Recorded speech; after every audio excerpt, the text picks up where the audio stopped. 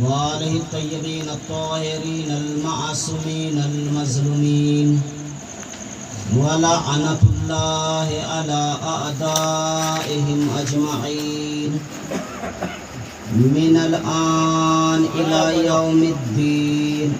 أما بعد فقد قال الله تبارك وتعالى في كتابه المبين. بسم الله الرحمن الرحيم. صلوات اللهم صل على محمد وعلى محمد. تمام مومنین سے گزارش ہے تھوڑا آگے تشریف لے چونکہ آپ حضرات بلا فصل کے ماننے والے ہیں. ہمارے ہاں دوریاں نہیں ہیں، ہمارے ہاں اتحاد ہے. ہمارے ہاں اختلاف نہیں ہے، ہمارے ہاں اتحاد ہے. اگر ہم نماز کو فرادہ پڑھے ثواب ہے، اگر اسی نماز کو جماعت کے ساتھ ادا کرے اور زیادہ ثواب ہے. صلوات پر محمد اللہم صلی علی محمد وعلی محمد. چند گزارشات اور معروضات آپ حضرات کی خدمت بابرکت میں بیان کرنے ہیں.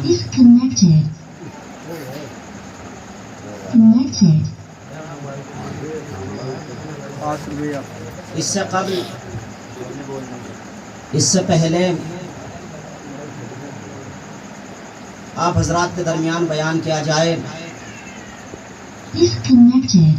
جتنے بھی مومنین و مومنات فرش اعضاء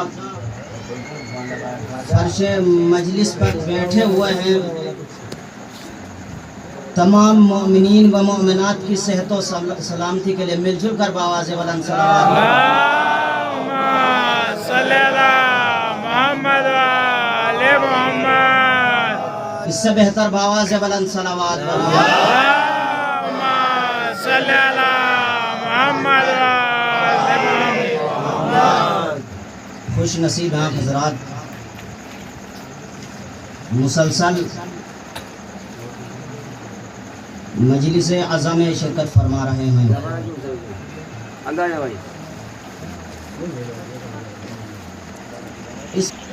اس مجلس کی فضیلت اور عظمت یہ ہے، جب تک آپ فرش اعضاء پر بیٹھے رہیں، جب تک آپ مجلس سنتے رہیں، آپ کی نیکیوں میں اضافہ ہوتا رہے گا. یہاں تک کہ آپ کی نیکیوں میں اضافہ ہوتا رہے گا اور آپ کے گناہ ختم ہوتے چلے جائیں گے. اللہم صلی علی محمد وعلی محمد. اور جب کوئی یہ جو بھی انسان اہل بیت علیہم السلام کا ذکر کرتا ہے، خداوند عالم اس انسان کے کاروبار میں ترقی عطا کر دیتا ہے اور مولا اس انسان کو اور زیادہ ہمت عطا کرتے ہیں. اگر ہم مولا کے نام پر 1 روپیہ 1 درہم خرچ کریں گے تو مولا ہمیں اس کے بدلے میں 70 عطا کر دیتے ہیں. صلوات پر محمد وآل محمد. ایک امام بارگاہ، دوسرے مسجد. توجہ میرے عزیزو، اگر آپ امام بارگاہ میں آئے، جو جس جگہ جس مقام پر بھی بیٹھ جائے وہ وہیں پر فخر محسوس کرتا ہے. توجہ میرے عزیزو. اور اگر مسجد میں جائے، جو جہاں جس جگہ پر بیٹھ جائے، جہاں جگہ مل جائے وہ وہیں فخر کرتا ہے، وہیں پر فخر کرتا ہے. ایک ہی صف میں آ گئے محمود و ایاز، نہ کوئی بندہ رہا نہ بندہ نواز. سبحان اللہ سبحان اللہ. اللہم صلی علی محمد. فضیلت فرش اعضاء اور مسجد کی یہ ہے، اگر آپ امام بارگاہوں میں جائے، اہل بیت علیہم السلام کا ذکر کرے، اللہ خوش ہوتا ہے. مسجدوں میں جائے، نماز ادا کرے، اہل بیت علیہم السلام خوش ہوتے ہیں. سبحان اللہ. چونکہ نماز اہل بیت علیہم السلام کے ساتھ ہے. اور اہل بیت علیہم السلام نماز کے ساتھ ہیں۔ اب دنیا نے لاکھ چاہا کہ نماز کو اہل بیت علیہم السلام سے جدا کیا جائے، الگ کیا جائے۔ میرے مولا نے فرمایا کہ ہمارے سر و گردن میں جدائی تو ہو سکتی ہے، ہمارے سر اور گردن کو الگ تو کیا جا سکتا ہے، لیکن نماز کو ہم سے جدا نہیں کر سکتے، نماز کو ہم سے الگ نہیں کر سکتے۔ اب دنیا نے لاکھ چاہا کہ قرآن کریم کو اہل بیت علیہم السلام سے جدا کیا جائے، الگ کیا جائے۔ میرے مولا نے نوک نیزہ پر قرآن کریم کی تلاوت کرنے کے بعد کائنات کو یہ درس دے دیا، اے دنیا والو، ہمارے سر و گردن میں جدائی ہو سکتی ہے لیکن قرآن کو ہم سے جدا نہیں کر سکتے، ہم قرآن کے ساتھ ہیں اور قرآن ہمارے ساتھ ہے۔ سبحان اللہ، توجہ میرے عزیزو، یعنی جو کچھ بھی ہم تک پہنچا یہ مولا کا صدقہ ہے، مولا کی عطا ہے۔ توجہ میرے عزیزو، اب ہر نمازی کے لیے ضروری نہیں کہ وہ حسینی ہو، ہر حسینی کے لیے ضروری ہے کہ وہ نمازی ہو۔ صلوات بر محمد وآل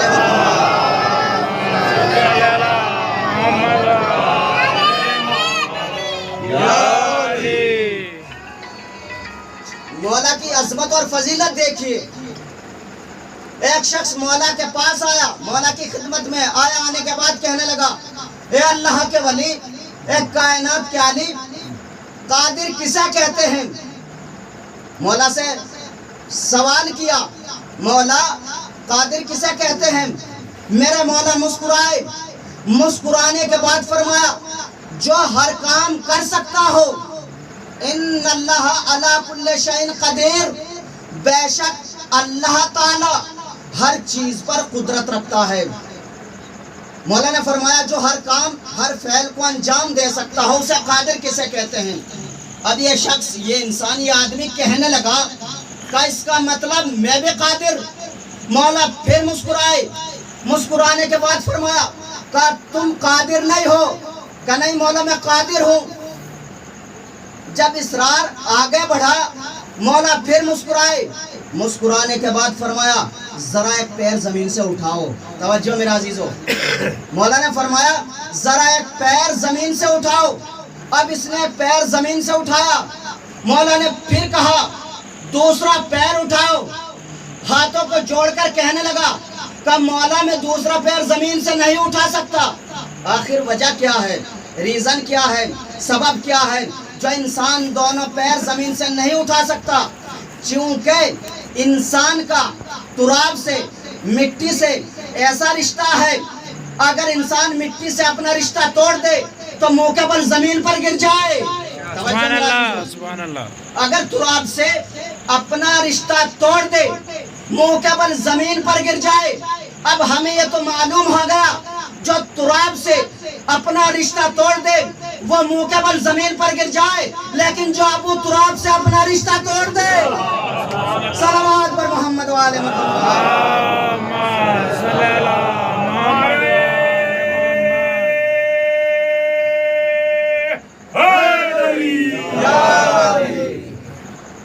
جو تراب سے، جو ابو تراب سے اپنا رشتہ توڑ دے وہ منہ کے بل زمین کے اوپر گر جائے۔ میں بارگاہ مولا کائنات میں دست ادب جوڑ کے معلوم کرتا ہوں، پوچھتا ہوں اے اللہ کے ولی، اے کائنات کے علی، جب آپ نے دونوں ہاتھوں کی انگلیوں سے باب خیبر کو فتح کیا، اے کائنات کے علی، نہ آپ کے پیر زمین پر تھے نہ آسمان پر تھے، آپ نے، توجہ میرے عزیزوں، دونوں انگلیوں سے فتح کیا۔ توجہ، اب زمین کہتی ہے، تراب کہتی ہے میں مسلمانوں کی طریقے سے بے ادب نہیں ہوں، میں اپنے بڑوں کا ادب کرنا جانتی ہوں۔ یعنی تراب یہ کہتی ہے میں تراب ہوں، علی ابو تراب ہے۔ صلوات پر محمد وآل محمد، صلی اللہ محمد وآل محمد۔ آپ اتنی عزت ہے تو سامنے والا بے ساختہ کہتا ہے کہ یہ سب مولا کا کرم ہے، یہ خالی زبانی دعویٰ نہیں ہے، یعنی حقیقت یہ ہے جو کچھ بھی اللہ نے ہمیں عطا کیا وہ مولا کے صدقے میں عطا کیا ہے، سب کچھ مولا کے صدقے میں عطا کیا ہے۔ ایک شخص ایک سنار کی دکان پر گیا اور جا کر کہنے لگا لاؤ مجھے نام علی پر بھیگ دو. توجہ میرا عزیزو، لاؤ مجھے نام علی پر بھیگ دو. اس نے نام علی سنا اور جل گیا. میں نے کل بیان کیا تھا کہ ہر انسان کے دل میں علی ہضم نہیں ہو سکتے. ہر انسان مولا علی سے محبت نہیں کر سکتا، چونکہ ہر انسان اپنی اوقات جانتا ہے. ہماری اوقات کیا ہے، ہماری بساط کیا ہے، اور مولا سے نہ جانے کس کس طریقے سے سوالات کیے گئے. چونکہ سوالات کرنے والی یہ سوچ رہے تھے کہ ہم مولا کو اپنے سوالات میں یعنی الجھا لیں گے، لیکن مولا کائنات وہ ہیں جنہیں اللہ کے رسول نے علم عطا کیا ہے. توجہ میرا عزیزو، پیغمبر اسلام نے مولا کائنات کو علم عطا کیا ہے. مولا کائنات فرماتے ہیں اللہ کے رسول نے مجھے اس طریقے سے علم عطا کیا ہے جس طریقے سے کبوتر اپنے بچے کو دانا عطا کرتا ہے. یعنی کبوتر کس طریقے سے اپنے بچے کے منہ میں کھانا پہنچاتا ہے. تاریخ نے لکھا جس شکل و صورت میں جس طریقے سے دانا پڑا ہوتا ہے اسی طریقے سے کبوتر دانے کو اٹھاتا ہے اور اپنے بچے کے منہ میں پہنچا دیتا ہے. یعنی جس طریقے سے اللہ نے پیغمبر اسلام کو علم عطا کیا اسی طریقے سے اللہ کے رسول نے علی کو علم عطا کیا ہے. توجہ میرا عزیزو، اور مولا سے معلوم کیا کہ یا علی یہ بتا دیجئے گا، اے اللہ کے ولی یہ بتا دیجئے گا. آپ نے منبر کوفہ سے یہ بھی دعویٰ کیا سلونی سلونی قبل ان تفقدونی، کام پوچھو مجھ سے پوچھو اس سے قبل میں تمہارے درمیان سے چلا جاؤں. کہا آپ نے دعویٰ کیا ہے، اب دعوے کے ساتھ دلیل کا ہونا بھی ضروری ہے. آپ یہ بتا دیجئے گا کہ وہ کبوتر کون سے ہیں، کہ وہ جانور کون سے ہیں، وہ پرند کون سے ہیں جو انڈے دیتے ہیں، اور وہ کون سے ہیں جو بچے دیتے ہیں.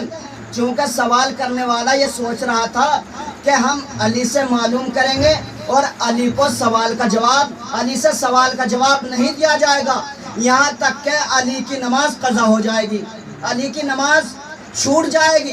اس سے یہ ثابت ہوتا ہے کہ علی نے اپنی حیات میں کبھی بھی نماز کو ترک نہیں کیا ہے. یہاں تک کہ مسجد کوفہ میں سجدے اور رکوع سجدے کی حالت میں مولا علی دنیا سے گزر گئے ہیں، دنیا سے رخصت ہو چکے ہیں. کہ یا علی بتا دیجئے گا وہ کون سے پرند ہیں جو انڈے دیتے ہیں، وہ کون سے پرند ہیں جو بچے دیتے ہیں. مولا مسکرائے، مولا مسکرائے. ابھی اس کا سوال پورا نہیں ہو پایا تھا. مولا نے فرمایا جن کے کان اندر ہیں وہ انڈے دیتے ہیں اور جن کے کان باہر ہیں وہ بچے دیتے ہیں. سبحان اللہ. اب علی کے پاس سے اس طریقے سے فرار ہوئے، اس طریقے سے نکل گئے جس طریقے سے جنگ احد میں اللہ کے رسول کو تنہا چھوڑ کر پہاڑ کے اوپر چلے گئے تھے. پیغمبر اسلام کو تنہا چھوڑ کر پہاڑ پر چلے گئے تھے، اور بہت سے تو یہ کہہ رہے تھے کہ ہم پہاڑ کے اوپر اس طریقے سے اچک رہے تھے، اس طریقے سے کود رہے تھے جس طریقے سے ابو خان کی بکریاں اچکتی تھی.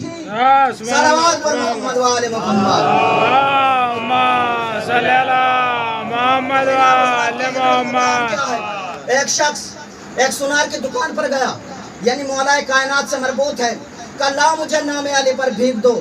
اس نے نام علی سنا اور جل گیا. کہنے لگا کہ اگر تم نے نام علی پر بھیک مانگی ہے میں تمہیں کچھ نہیں دوں گا سوائے دھکوں کے. یہ خارجی تھا، دشمن علی تھا، فقیر کو دھکا دے کر باہر نکال دیا. اچھا، مانگنے والے بھی بہت ہوشیار ہوتے ہیں. انسان کو کسی کے نام پر ملے یا نہ ملے، لیکن جب انسان علی کے نام پر مانگتا ہے تو انسان فوراً عطا کر دیتا ہے.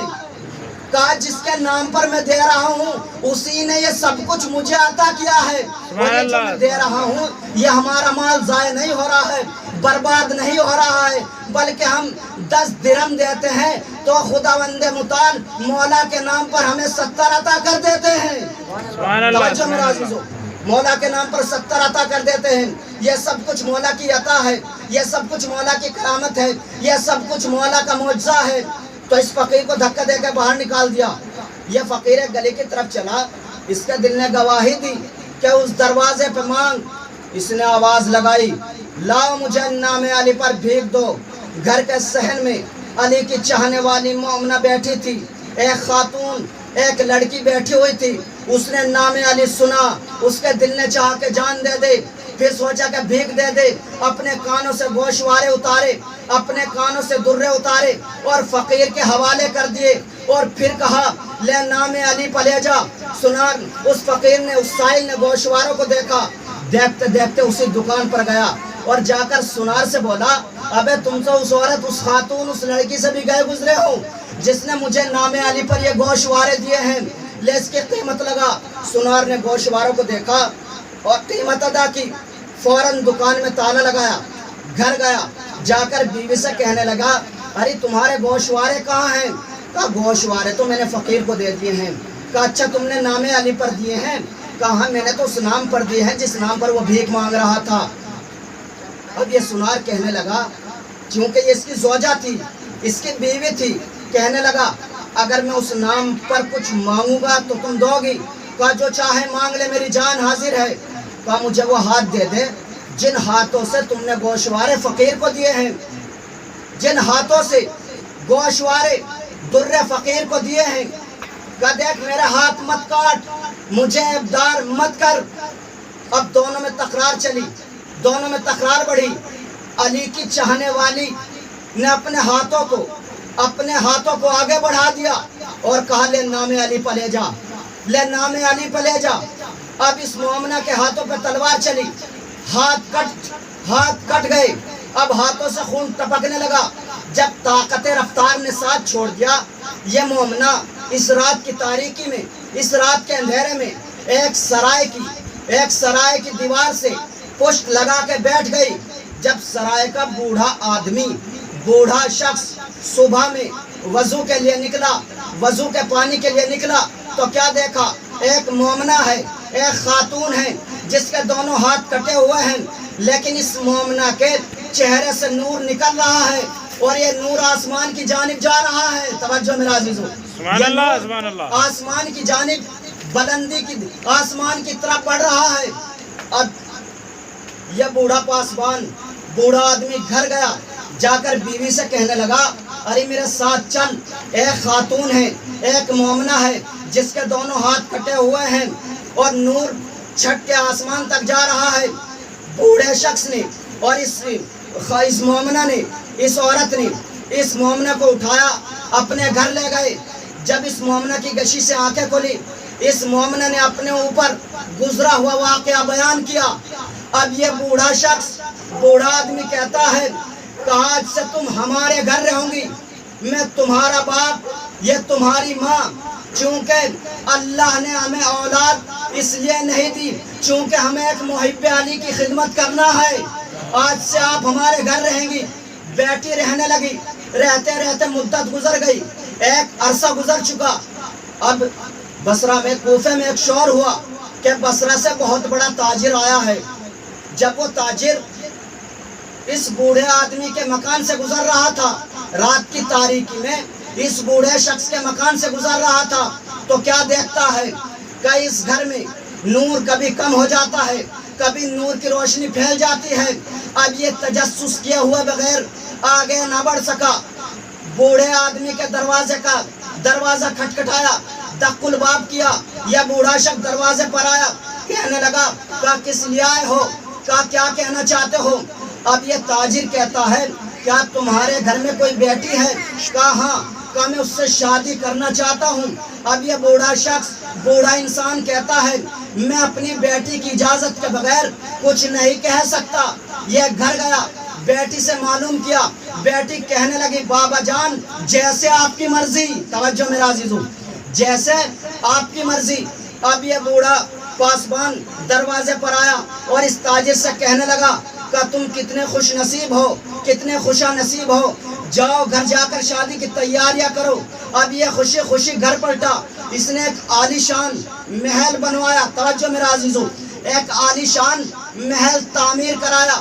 اب جیسے اس مومنہ کی شادی کے دن قریب آتے گئے، ویسے ویسے اس کی بے چینیاں بڑھتی گئی کہ میرے ہونے والے شوہر نے میرے حسن کو تو دیکھا، میرے کمال کو تو دیکھا، میری خوبصورتی کو تو دیکھا، لیکن میرے عیب کو نہ دیکھا، میرے کٹے ہوئے ہاتھوں کی جانب نہ دیکھا۔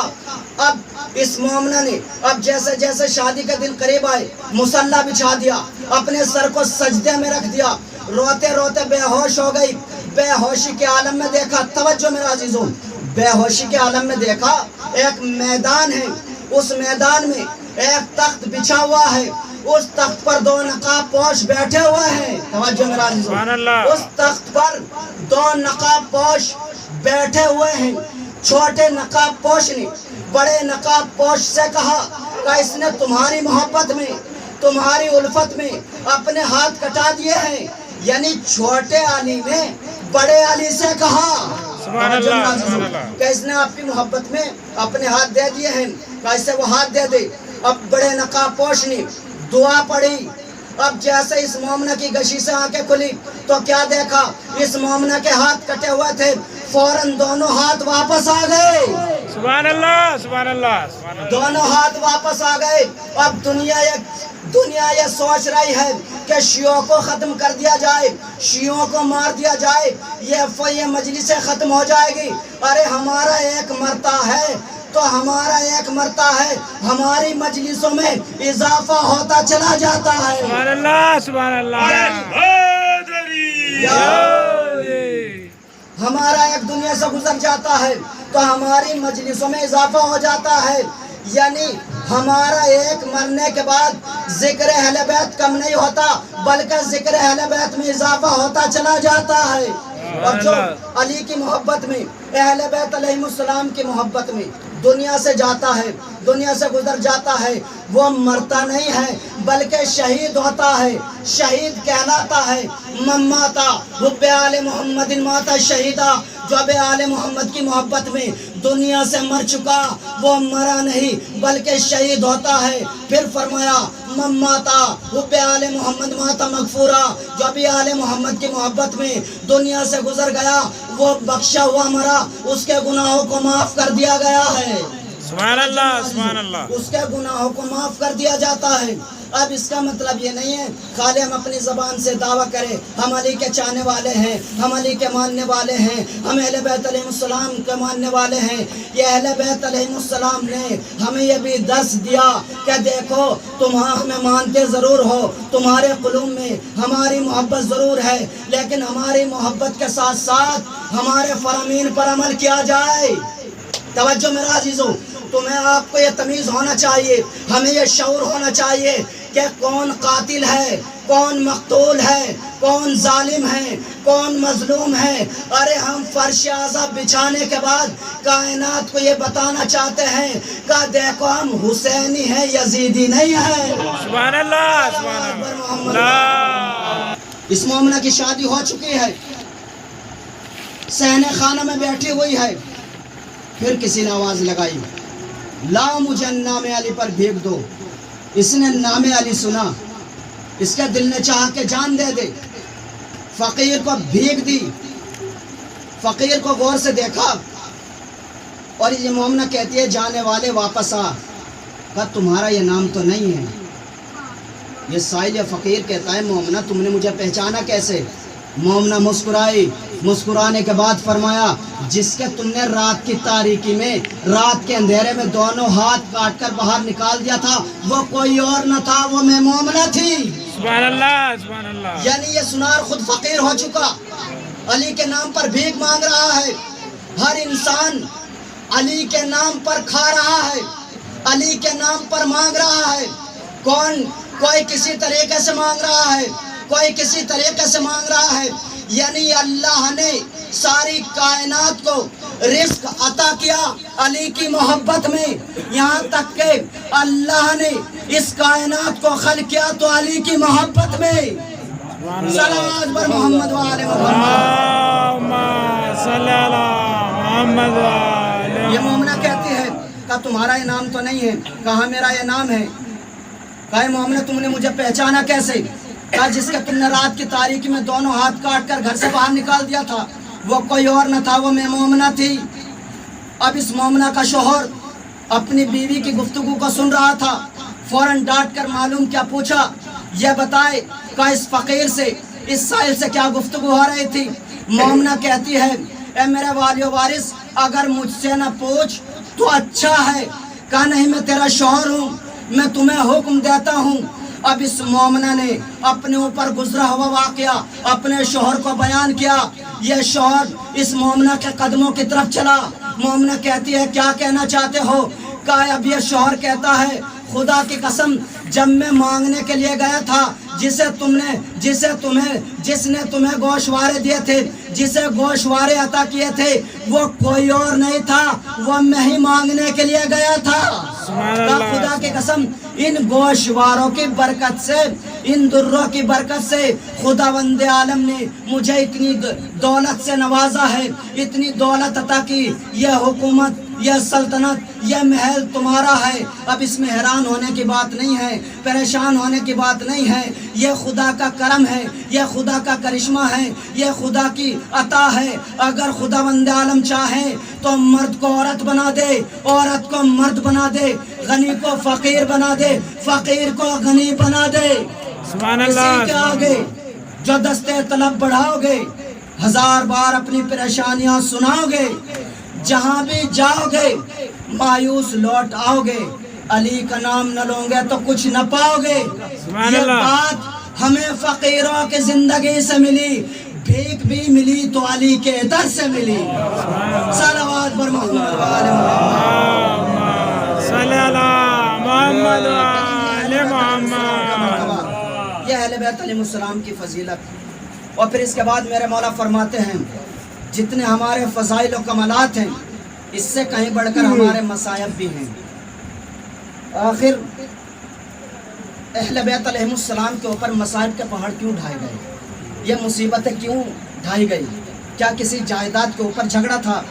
کیا کسی ذاتی مفاد کی وجہ سے یہ لڑائی ہو رہی تھی؟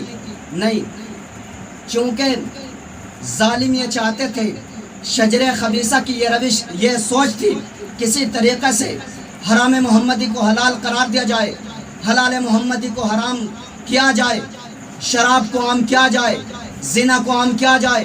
لیکن امام حسین علیہ السلام نے بچپن میں اپنے نانا رسول خدا سے وعدہ کیا تھا، نانا جان میں آپ کے اللہ کے اور آپ کے دین کو مٹنے نہیں دوں گا، چاہے میرا بھرا ہوا گھر کربلا کے میدان میں شہید کیا جائے۔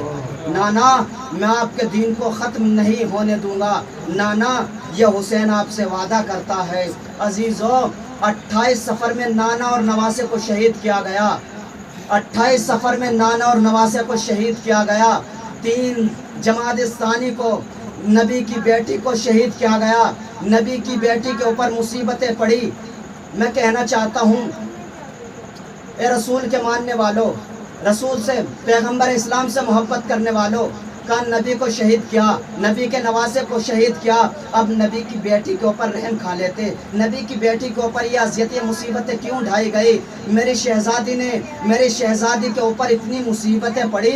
میری شہزادی 18 سال 9 مہینے 15 دن کی عمر میں عصا کا سہارا لے کے چلنے لگی۔ عزیزو جب یہی بی بی اپنے اہل و عیال کو رونا چاہتی تھی، اپنے بابا کا ماتم کرنا چاہتی ہیں، اپنے بابا کے اوپر گریہ کرنا چاہتی ہیں، تو اس مولا علی کی خدمت میں مدینے کے افراد آتے ہیں اور کہتے ہیں کہا اے علی، کہا فاطمہ سے یہ کہہ دیجئے گا یا تو دنوں کو رو لیا کرے یہ رات کو رو لیا کرے۔ اس لیے فاطمہ کے رونے سے، فاطمہ کے گریہ کرنے سے ہمارے آرام میں خلل واقع ہوتا ہے۔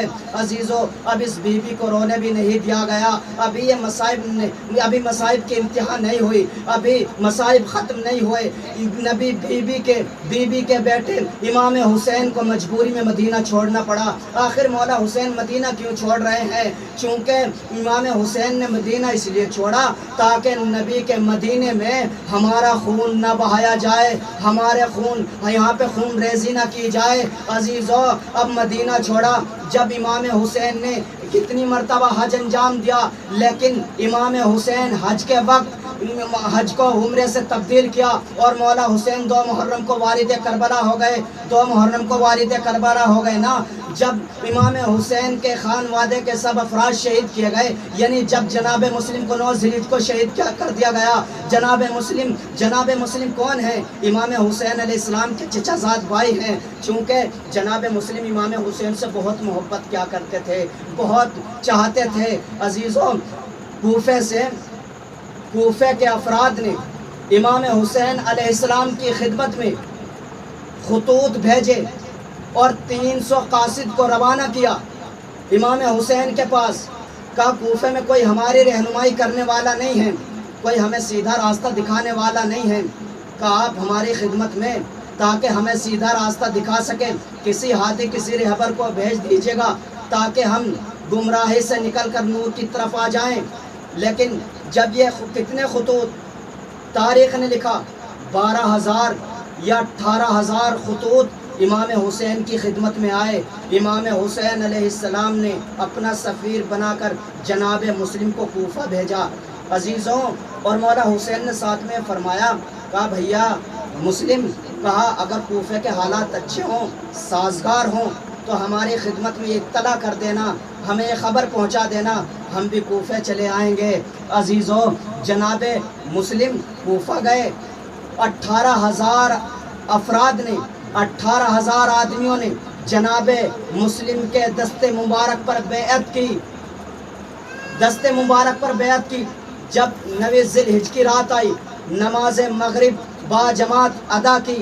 اب جیسے ہی نماز مغرب کے بعد جناب مسلم عشاء کی نماز پڑھانا چاہتے ہیں، پیچھے کی جانب مڑ کے دیکھا، صرف 2 یا 3 افراد بچے تھے۔ عزیزوں، اب جناب مسلم یکو تنہا ہیں، جناب مسلم کو کوئی مونس و مددگار نہیں ہے۔ جناب مسلم نے نماز عشاء ادا کی اور جناب مسلم کوفے کی گلیوں میں ادھر سے ادھر بھٹک رہے ہیں، کبھی ادھر جاتے ہیں کبھی ادھر جاتے ہیں۔ آخر یہ وجہ کیا ہے؟ یعنی 18,000 افراد نے جناب مسلم کے ہاتھوں پر بیعت کی اور ایک دم سے جناب مسلم کا ساتھ چھوڑ دیا۔ ابن زیاد نے پورے کوفے میں کرفیو لگا دیا کہ کوئی مسلم کے پیچھے نہ ملے، کوئی مسلم کے بیعت نہ کر سکے۔ ہر انسان نے اپنے دروازے کو بند کیا، ہر انسان نے اپنے دروازے میں لوک لگا دیا، تالا لگا چکے۔ اب جناب مسلم جائے تو کدھر جائے؟ چونکہ جناب مسلم یکو تنہا ہے نا۔ تاریخ نے لکھا جناب مسلم کے ساتھ 2 فرزند بھی تھے جن کا نام محمد و ابراہیم تھا۔ اب جناب مسلم کے 2 شہزادے، تاریخ نے لکھا رات کی تاریکی میں، رات کے اندھیرے میں یہ دونوں شہزادے غائب ہو چکے ہیں۔ یہ دونوں شہزادے اب جناب مسلم کو دکھائی نہیں دے رہے ہیں۔ عزیزوں، آپ کو معلوم ہے باپ کو بیٹے سے کتنی محبت ہوتی ہے، بیٹے کو باپ سے کتنا پیار ہوتا ہے۔ میں اور آپ تصور نہیں، میں اور آپ بیان نہیں کر سکتا، صرف ہم تصور کر سکتے ہیں۔ عزیزوں، جس جناب مسلم نے دیکھا کہ ایک دروازہ ہے جو کھلا ہوا ہے، ایک مومنہ کھڑی ہوئی ہے جو اپنے بیٹے کے انتظار میں کھڑی ہوئی ہیں، اپنے بیٹے کا انتظار کر رہی ہیں۔ عزیزوں، جناب مسلم اس مومنہ کے دروازے پر کھڑے ہو گئے۔ جناب مسلم نے کیا پانی طلب کیا، کہا اے مومنہ، کہا ایک گلاس پانی یا کوزہ پانی پلا دیجئے۔ اب اس مومنہ نے جناب مسلم کو پانی پیش کیا، جناب مسلم نے پانی نوش فرمایا اور خدا کا شکر ادا کیا۔ یہ مومنہ اس کوزے کو رکھنے کے لیے گئی تو کیا دیکھا؟ جناب مسلم اسی مومنہ کے دروازے سے ٹیک لگا کے بیٹھ گئے۔ جب یہ مومنہ واپس آئی اور بے ساختہ کہنے لگی کہا یہاں کے حالات بہت خراب ہیں، کہا کوفے کے حالات ٹھیک نہیں ہیں، آپ یہاں پر کیوں بیٹھے ہیں؟ آپ اپنے گھر کیوں نہیں جاتے؟ ابن زیاد کرفیو لگائے ہوئے ہیں، کہیں ایسا نہ ہو کہ تمہیں قتل کر دے، یہ تمہیں قتل کرا دے۔ عزیزو، اب جناب مسلم کھڑے ہوئے اور جناب مسلم کھڑے ہو کے کہتے ہیں مومنہ اتنا بتا دیجئے جس کا کوئی گھر نہ ہو وہ کہاں جائے؟ اب جیسے اس مومنہ نے اس بات کو سنا، یہ مومنہ تڑپ کے کہتی ہے کہا آپ کا اس میں گرامی کیا ہے، کہا آپ کا نام کیا ہے؟ اب جب جناب مسلم نے کہا میرا نام مسلم ابن عقیل ہے، چونکہ یہ مسلم ابن عقیل اہل بیت علیہ السلام سے محبت کیا کرتے تھے، اہل بیت علیہ السلام کی الفت دل میں رکھتے تھے۔ اب یہ بے ساختہ کہنے لگے، کہا اے مسلم ابن عقیل، کہا بسم اللہ، آپ ہمارے گھر تشریف لائے، آپ گھر کے اندر تشریف لائے، میرے لیے یہ خوش نصیبی کی بات ہے کہ آپ ہمارے گھر تشریف لا رہے ہیں۔ عزیزو، اب اس مومنہ نے، اس کا نام تاریخ نے لکھا تو تھا، اس جناب مسلم ابن عقیل کی خدمت کی، جناب مسلم ابن عقیل کی خدمت کی۔ تاریخ نے لکھا جناب مسلم ابن عقیل ساری رات عبادت الہی میں مشغول رہے، عبادت الہی کو انجام دیتے رہے، لیکن جب اس مومنہ کا بیٹا نااہل گھر آیا جس کا نام تاریخ نے بلال لکھا، تو یہ بلال دیکھتا ہے کہ میری والدہ گرامی کبھی حجرے میں جاتی ہے، کبھی حجرے سے باہر آ جاتی ہیں۔ آخر اس بلال کہتا ہے، اے والدہ گرامی، تمہارا اس حجرے میں آنا جانا کیسا ہے، آخر کیا وجہ ہے؟ اب اس مومنہ نے بلال سے جناب مسلم کا نام چھپانا چاہا، لیکن جب اسرار آگے بڑھا، اب جناب مسلم، اب موتوا کہتی ہے، اے بلال، ارے ہم کتنے خوش نصیب ہیں، جناب مسلم ابن عقیل ہمارے گھر میں تشریف لائے ہیں۔ اب جیسے بلال نے اس بات کو سنا، ابن زیاد تک یہ خبر پہنچائی، عبد الرحمن ابن محمد بن اشعث کو 70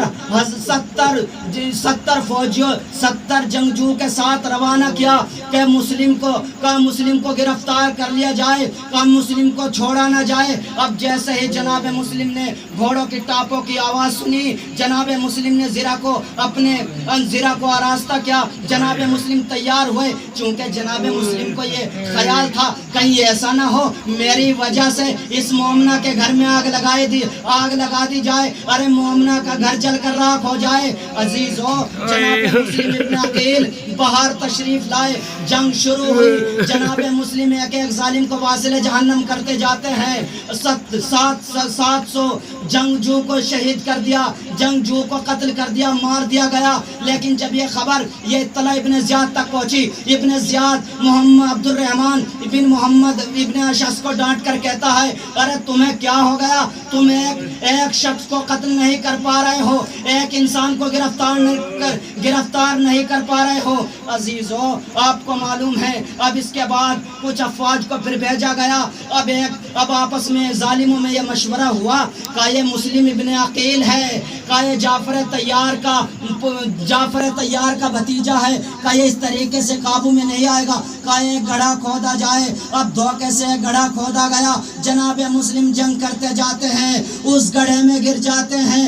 عزیزو، اب جو بھاگی ہوئی فوج سمٹ کے آئی، تاریخ نے لکھا کسی نے تلوار ماری، کسی نے نیزہ مارا، ارے کسی نے پتھر برسائے، کسی نے گھر کی چھت سے آگ برسائی۔ جناب مسلم کے دندان مبارک شہید ہو گئے، لبے ہائے کٹ چکے، جناب مسلم رونے لگے۔